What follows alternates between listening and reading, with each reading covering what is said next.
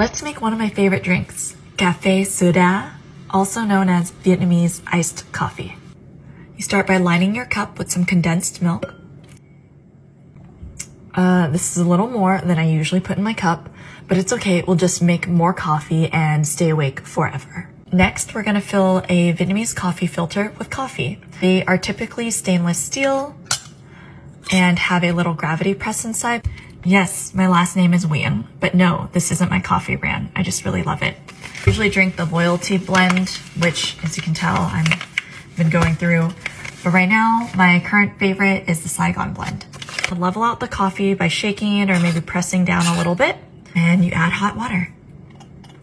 Just enough to get the coffee to bloom and become really absorbent.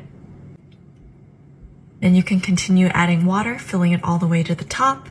Then you just let it drip. We have a very dark cup of coffee, super concentrated. Add in our ice, whoop, and enjoy, perhaps with my new song. I'm iced coffee, baby. Get iced coffee, baby. Cool ice hype, just a sip will make you crazy. I'm iced coffee, baby. Taste this coffee, baby. Sweet, big drip. Even haters think I'm wavy, wavy.